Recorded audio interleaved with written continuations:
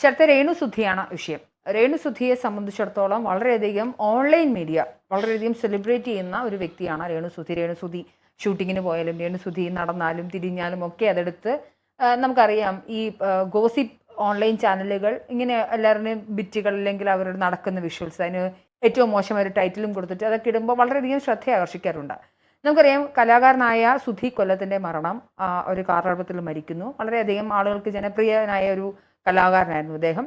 Star magic എന്ന് പറയുന്ന പരിപാടിയിൽ വളരെയധികം ആക്റ്റീവായിരുന്നു അദ്ദേഹം. വളരെ പെട്ടെന്ന് വളരെ ആക്സിഡൻറ്റ് മരിക്കുന്ന ഒരു സമയത്ത് അതങ്ങനെ വിശ്വസിക്കാൻ ആളുകൾക്ക് സാധിച്ചില്ല.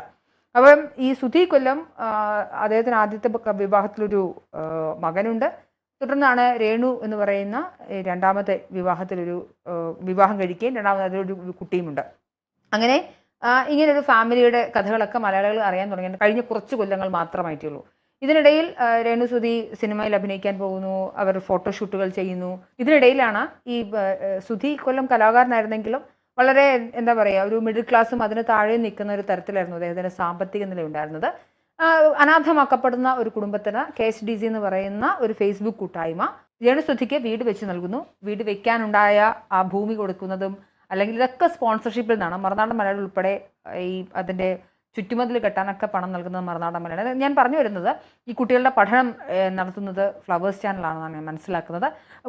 ആകെത്തുകയിൽ നിരവധി ആളുകൾക്ക് സുധി കൊല്ലം എന്ന് പറയുന്ന കലാകാരനോടുള്ള സ്നേഹം ഈ അനാഥമാക്കപ്പെട്ട ഒരു കുടുംബത്തിന് നൽകുന്നത് ഇങ്ങനെയുള്ള കുറച്ച് കാര്യങ്ങൾ കൂടിയാണ്. അങ്ങനെ ഇരിക്കുകയാണ് രേണുസുധി കഴിഞ്ഞ ദിവസം ഇതുപോലെ ഏതോ ഒരു ഓൺലൈൻ മീഡിയയ്ക്ക് കൊടുക്കുന്ന ഒരു ബൈറ്റിൽ ഈ ഓൺലൈൻ ചാനലുകാർ ചോദിക്കുന്നുണ്ട്, വീട് ചോരുന്നുണ്ടോ എന്ന് ചോദിക്കുന്നു.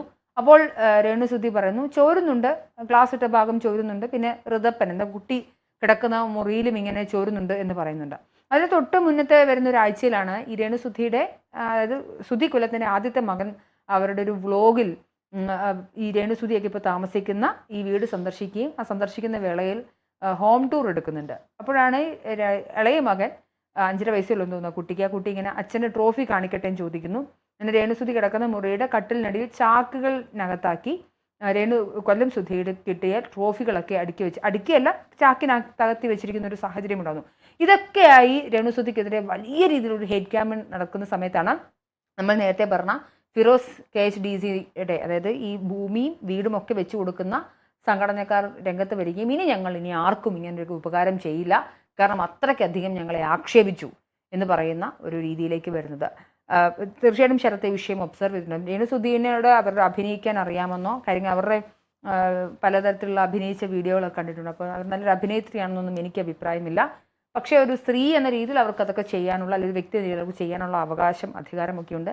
അത് പൂർണ്ണമായും അംഗീകരിച്ചു കൊടുക്കുന്നുണ്ട്. പക്ഷേ നമുക്ക് ലഭിക്കുന്നൊരു വീട് അത് കലാകാരനായ സുധിയുടെ പേരിൽ ലഭിക്കുന്നൊരു വീടിന് ഇങ്ങനെ അതിന് വിള്ളലുണ്ട് അല്ലെങ്കിൽ ഇതുപോലെ മഴ അടിക്കുമ്പം വെള്ളം കയറുന്നുണ്ട് എന്നൊക്കെ ഒരു ഓൺലൈൻ ചാനലിന് വളരെ പെട്ടെന്ന് ഒരു മറുപടി കൊടുക്കുന്നു. ഇപ്പോൾ ശരത്തിൻ്റെ അടുത്ത് ചുമ്മാ ഒരാൾ വന്നിട്ട് ഞാൻ ശരത്തിൻ്റെ വീട് കണ്ടിട്ടില്ല, ശരത്തിൻ്റെ ഫാമിലിയെക്കുറിച്ച് എനിക്കറിയില്ല, ഞാൻ വളരെ പെട്ടെന്ന് ചോദിക്കുകയാണ് ശരത്തിൻ്റെ അടുത്ത്, ശരത്തിൻ്റെ വീട് ചോരുന്നുണ്ടല്ലേ എന്ന് ചോദിച്ചാൽ എന്തൊരു ഇനപ്രോപ്രിയേറ്റ് ആയിട്ടൊരു ക്വസ്റ്റ്യൻ ആണ്. അപ്പോൾ എല്ലാവരും പറയുന്നത് രേണുസുധി ഇത് പറഞ്ഞ് ചോദിപ്പിച്ചതാണെന്നൊരു ആരോപണം കൂടി നിൽക്കുന്നുണ്ട് ശരത്ത്. അത് വ്യക്തമായിട്ട് അത് മനസ്സിലാവുന്നൊരു കാര്യം തന്നെയാണല്ലോ. അതായത് മറ്റ് വിശേഷങ്ങൾക്കെല്ലാം മുമ്പ് തന്നെ വീട് ചോരുന്നുണ്ടല്ലോ എന്നുള്ള രീതിയിൽ ഡയറക്റ്റായിട്ട് ചോദ്യം തന്നെ ഒരു മാധ്യമം അല്ലെങ്കിൽ അവർ ചോദിച്ച് ഒരു കണക്റ്റായി വന്നിട്ട് വീടിലേക്ക് എത്തി വീടിന്റെ അവസ്ഥ വീട് വച്ചതിനെ കുറിച്ചൊക്കെ പറഞ്ഞു വന്നെങ്കിൽ നമുക്കൊരു വിധം കൺവിൻസ് ആവുമായിരുന്നു. ഒന്നാമത്തെ കാര്യം മലയാളികളെല്ലാം തന്നെ കാണുന്നവരാണ്. ഇത്തരം വാർത്തകളായാലും ശരി തന്നെ ഇത്തരം ഇന്റർവ്യൂകളായാലും കാണുമ്പോൾ തന്നെ എല്ലാവർക്കും അറിയാം അതിന്റെ ഏതൊക്കെ രീതിയിലാണത് വരുന്നത്, എഡിറ്റിംഗ് എല്ലാം എങ്ങനെയാണ്, അതിൻ്റെ ഒരു സിസ്റ്റം പാറ്റേൺ എങ്ങനെയാണെന്ന് എല്ലാവർക്കും അറിയാം. അതുകൊണ്ട് തന്നെ ആ ചോദ്യം അനവസരത്തിൽ ചോദിച്ചത് അനവസരമെന്ന് പറയാൻ പറ്റില്ല, അത് കൃത്യമായിട്ട് ചോദിച്ച് പറയിപ്പിച്ചതാണെന്ന് കൃത്യമായിട്ട് അത് മനസ്സിലാവും. മാത്രമല്ല ഇവിടെ നമുക്ക് മനസ്സിലാവും ഈ രേണുസുധി എന്ന് പറയുന്ന ആള് സുധിയുടെ ഒരു അഡ്രസ്സിലൂടെ തന്നെയാണ്, അല്ലാണ്ട് കാരണം ഇവിടെ ഇപ്പോൾ ഒരുപാട് ബ്ലോഗർമാർ ഇപ്പോൾ അവരെ കൊണ്ട് നടക്കാൻ വയ്യാത്ത അവസ്ഥയാണ്. ഒരുപാട് പേരാണ് ഇവിടെ ഇൻഫ്ലുവൻസർമാരായിട്ട് വരാൻ നോക്കുന്നത്. പലരും യൂട്യൂബിലൂടെ ഒരു പ്രധാന വരുമാനമാക്കി മാറ്റി മാത്രമല്ല അവരുടെ പാഷൻ കൂടി അങ്ങനെ ആക്കി അതിനെ പിന്തുടർന്ന രീതിയിൽ പോകാൻ പറ്റുമെന്ന രീതിയിൽ ഒരുപാട് പേര് യൂട്യൂബിലേക്ക് കടന്നു. പക്ഷെ അവരൊന്നും ഒരിടത്തും എത്താതെ അതിൽ ഭൂരിഭാഗം പേര് ഒരു 2-3% പേരായിരിക്കും സക്സസ് ആവുന്നത്. ബാക്കി എല്ലാവരും ഒരു 1-2 മാസം കൊണ്ട് തന്നെ അത് കെട്ടിപ്പൂട്ടി പോകേണ്ട അവസ്ഥയാണ്. അവിടെയാണ് രേണുസുധി എങ്ങനെയാണ് ഇവിടെ എത്തിപ്പെട്ടത്. നേരത്തെ പറഞ്ഞ പോലെ തന്നെ സുധിയുടെ പേരിൽ തന്നെയാണ്. അതുപോലെ തന്നെ മലയാളികൾ എപ്പോഴും വീഴുന്നൊരു കാര്യമാണ് ഈ ഒരു എന്താ പറയുക സെന്റിമെന്റ്സിൽ എപ്പോഴും വീഴുന്ന ആൾക്കാരാണ്. അത് യാഥാർത്ഥ്യമാണ്. അതുകൊണ്ടാണ് ഞാൻ പറയുന്നത്. ഇപ്പോൾ സുധിയുടെ മരണം അതിനെ തുടർന്ന് കുടുംബത്തിന് എന്താണ് നടക്കാൻ പോകുന്നത്. അപ്പോൾ ഒട്ടും പ്രതീക്ഷിക്കാതെ ഇപ്പൊ നമ്മളെ ഒരു കീഴ്വഴക്കമുണ്ടല്ലോ, ഭർത്താവ് മരിച്ച ഭാര്യമാരെങ്ങനെയാണ് നിൽക്കുന്നത്.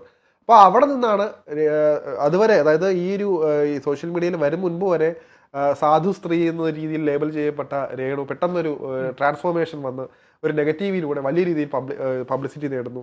അങ്ങനെ ഉണ്ടാകുന്നു. മാത്രം ഇനാഗുറേഷൻ നടക്കുന്നു, സിനിമകളുടെ ഭാഗത്തുനിന്ന് സിനിമാ പ്രൊമോഷനുകളിൽ വരുന്നു, യൂട്യൂബ് ചാനലുകളിൽ തരംഗമാകുന്നു. ഇതെല്ലാം ഒരു വരുമാന മാർഗമാക്കിയിട്ടുണ്ട്. പക്ഷേ എന്തൊക്കെ പറഞ്ഞാലും ശരിയുണ്ട്, നമ്മൾ അവിടെ നമ്മൾ പാലിക്കേണ്ട എവിടെയൊക്കെ മൗനം പാലിക്കണമോ അല്ലെങ്കിൽ എവിടെയൊക്കെ നമ്മളൊരു എത്തിക്സ് പാലിക്കണമോ അതൊക്കെ വേണമായിരുന്നു. നമ്മളൊരു ഇൻഫ്ലുവൻസർ അല്ലെങ്കിൽ ഒരു സമൂഹ മാധ്യമങ്ങളിൽ നിറഞ്ഞു നിൽക്കുന്ന സമൂഹവുമായിട്ട് ബന്ധപ്പെടുന്ന ഒരാളാകുമ്പോൾ അത്തരം കാര്യങ്ങൾ കൂടി ശ്രദ്ധിക്കേണ്ടതുണ്ട്. രേണു സുധിക്ക് പറ്റിയൊരു തെറ്റ് അവിടെയാണ്. അപ്പോൾ സുധീരെ നമ്മൾ പലതും കണ്ടു. ഇപ്പോൾ സുധീരെ 1-ാം ആണ്ടിന് മരണത്തിന് ശേഷം ഉള്ള ആണ്ടിന് എല്ലാവരെയും കല്യാണത്തിന് വിളിക്കുന്ന പോലെ വിളിക്കുന്നു, ചിരിച്ചു ഉല്ലസിച്ച് നടക്കുന്നു. അതൊക്കെ പ്രൈവറ്റ് കാര്യമാണ്. മാത്രമല്ല അതിന് തൊട്ട് പുറകെയാണ് ഈ രേണു സുധീരുടെ അച്ഛൻ കൂടി ഇന്റർവ്യൂവിന്റെ ഒരു പരിസരത്തേക്ക് വരുന്നത്. അദ്ദേഹത്തിന്റെ പേരെന്തോ തങ്കൻ അങ്ങനെന്തോ ആണ്, അതെന്തോ ആയിക്കൊള്ളട്ടെ. അദ്ദേഹം നടത്തുന്ന ഓൺലൈൻ മാധ്യമത്തിന് ഒരു അഭിമുഖം കൊടുത്തിരുന്നു. വളരെ അഗ്രസീവ് ലാംഗ്വേജിലാണ് സംസാരിക്കുന്നത്. നമുക്ക് ചെറുത്ത് നമ്മൾ മൃണാളിന്റെ കാര്യം പറഞ്ഞ പോലെ തന്നെയാണ്. നമ്മൾ ഒരാളുടെ ഉപയോഗിക്കുന്ന ഭാഷ വളരെ ഇമ്പോർട്ടൻ്റ് ആണ്. പ്രത്യേകിച്ച് ഒരാൾക്ക് വേറൊരു കാര്യങ്ങളുണ്ടോ ചെറുത്ത്, അതായത് നമ്മളൊരാൾക്ക് ദാനം കൊടുത്തു കഴിഞ്ഞാൽ പിന്നെ അത് നോക്കേണ്ടുന്നത് അവരുടെ ഉത്തരവാദിത്തമാണ്, ധാർമ്മികതയാണ്. പക്ഷെ ഞങ്ങളത് കൊടുത്തത് കൊണ്ട് നിങ്ങൾ ഓഡിറ്റബിൾ ആയിരിക്കണമെന്ന് പറയുന്നതിനോട് ഞാൻ യോജിക്കുന്നൊന്നുമില്ല. ഞങ്ങൾ എല്ലാവരുടെയും കൂടെ പൈസയല്ലേ, അതുകൊണ്ട് സോഷ്യൽ ഓഡിറ്റിങ്ങിന് നിങ്ങൾ എപ്പോഴും വിധേയമാകണം. മാത്രമല്ല ഈ സ്ത്രീയെ വല്ലാണ്ട് ലിഞ്ച് ചെയ്യുന്നൊരു സാഹചര്യങ്ങളും ഒക്കെ ഉണ്ടായിരുന്നു. പക്ഷെ ഇപ്പോൾ നിലവിൽ ഈ കാണുന്ന സാഹചര്യത്തിൽ രേണുവിൻ്റെ അച്ഛനും ഈ വിഷയത്തെ എന്താ പറയുക സാമാന്യവൽക്കരിക്കാൻ ശ്രമിക്കുന്നത് അത് ശരിയാണെന്ന് എനിക്ക് ഇത് ഈ അതോറിറ്റി ആയിട്ട് അവർക്ക് കോൺടാക്ട് ഉണ്ടായിരുന്നെങ്കിൽ അവരുമായിട്ട് സംസാരിച്ച് തീർക്കാമായിരുന്നു. ഈ ഒരു മീഡിയയുടെ ഫ്രണ്ടിൽ വരേണ്ടതില്ല. നമുക്ക് എന്തൊക്കെ പറഞ്ഞാലും ശരി തന്നെ നമ്മളിപ്പോൾ ഒരു പരസ്യമായിട്ടോ അല്ലെങ്കിൽ ഒരു സ്ഥാപനമായിട്ടോ ജോലിക്ക് ചെയ്യുക, നമുക്ക് അവിടുത്തെ തെറ്റുകുറ്റങ്ങൾ അറിയാം. എന്ന് വെച്ചാൽ നമ്മളത് മീഡിയയുടെ ഫ്രണ്ടിൽ വന്ന് പറയണമെന്നില്ല. അവിടെ നമ്മൾ കോൺട്രാക്ട് ആയിട്ട് ബന്ധപ്പെട്ട് നമ്മൾ ചില കാര്യങ്ങൾ പറയേണ്ടതുണ്ട്, പറയാൻ പാടില്ലാത്തതുണ്ട്. അങ്ങനെ കുറച്ച് മര്യാദകളുണ്ട്. നമ്മൾ ഇതിനകത്ത് ചോദിക്കുമ്പോൾ പറയുന്ന സാധനമുണ്ട്. നോക്കൂ, അത് രേണുവിന്റെ പേരിലല്ല, മക്കളുടെ പേരിലാണ് വീടുള്ളത്.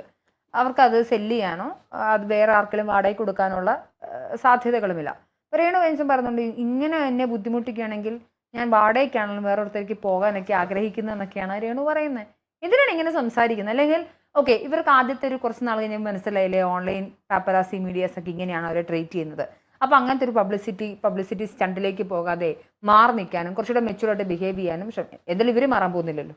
അപ്പം ഞാനെങ്കിലും അത് മാറേണ്ടതല്ലേ, ഞാൻ എന്തൊരു മെച്യൂരിറ്റി കാണിക്കേണ്ടതെന്ന് രേണു സുധി ഒരു തീരുമാനം എടുക്കേണ്ടതായിരുന്നു. പക്ഷെ അവരങ്ങനെ ചെയ്തത്. മാത്രമല്ല ഈ ഫിറോസ് എന്ന് പറഞ്ഞ ഞാൻ HDFCയുടെ അതിൻ്റെ പരമാധികാരിയായിട്ടുള്ള വ്യക്തി, അതിൻ്റെ അംഗങ്ങളൊക്കെ ഇന്നലെ അവിടെ രേണു സുധിയുടെ വീട്ടിൽ പോയി സന്ദർശിച്ചെന്നാണ് മനസ്സിലാക്കുന്നത്. ഒരു ഓടെന്തോ മാറിയിരുന്നുകൊണ്ടാണ് വെള്ളം വന്നത്. അതവർ സെറ്റ് ചെയ്ത് വൃത്തിയാക്കി കൊടുത്തിട്ടുണ്ട്.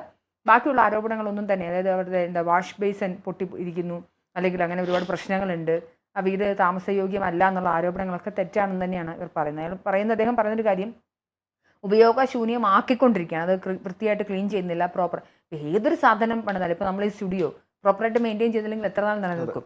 അപ്പോൾ ഒരു സാധനം ഉണ്ടാക്കി കഴിഞ്ഞ് കയ്യിലേക്ക് കിട്ടിക്കഴിഞ്ഞാൽ അതിനെ പ്രോപ്പറായിട്ട് നമ്മൾ വണ്ടി സർവീസ് ചെയ്യുന്നത് പോലെ വീണ്ടും സർവീസ് ചെയ്യണം.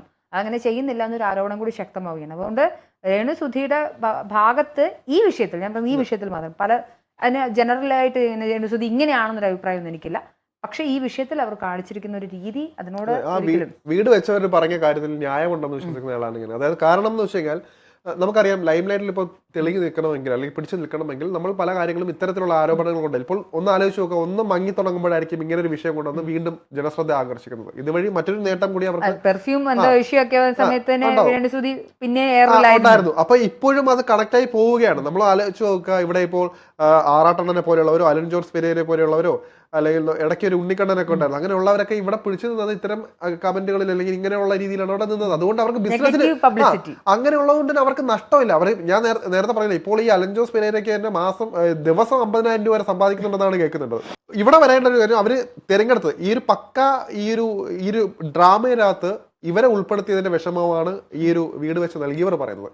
മാത്രമല്ല, ഇത്തരം ഒരു ആരോപണം ഉന്നയിക്കുമ്പോൾ അവരൊരു സെലിബ്രിറ്റി ആണെങ്കിൽ അല്ലെങ്കിൽ ഇപ്പോൾ നേരത്തെ പറഞ്ഞ ഇൻഫ്ലുവൻസർ ആണെങ്കിൽ ഇതൊക്കെ കേൾക്കാൻ ബാധ്യസ്ഥതയാണ്. അതിൽ പൊള്ളേണ്ട ആവശ്യമൊന്നുമില്ല, അതിന് തിരിച്ചടിക്കേണ്ട ആവശ്യമൊന്നുമില്ല. അപ്പോൾ നേരത്തെ പറഞ്ഞത് പറഞ്ഞു, കഴിഞ്ഞു, അവിടെ വിടുക. മാത്രമല്ല അവരവരുടെ സ്റ്റേറ്റ്മെന്റ് പറഞ്ഞു കഴിയുക, വീട് വെച്ചവരെ ഇനി വീട് വെക്കില്ല. അഗ്ഗ്രസീവ് ഒരാളെ ഒന്നും ക്യാമറയ്ക്ക് മുന്നിൽ കൊണ്ടുവരാൻ പാടില്ലായിരുന്നു.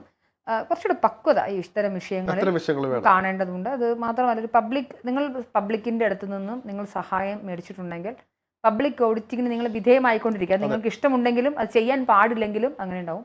ആ ഘട്ടങ്ങളിൽ ഒത്തിരി ഒരു പ്രായമുള്ളൊരു ചെറിയ യുവതിയൊന്നും അല്ലല്ലോ, ഇച്ചിരി പ്രായമൊക്കെ ഉള്ളൊരു സ്ത്രീയല്ലേ. അപ്പോൾ പ്രായത്തിൻ്റെതൊരു പക്വതയെ കാണിച്ച് വെറുപ്പിക്കരുത് ആളുകളെ വെറുപ്പിക്കരുതെന്ന് മാത്രമാണ് പറയാനുള്ളത്.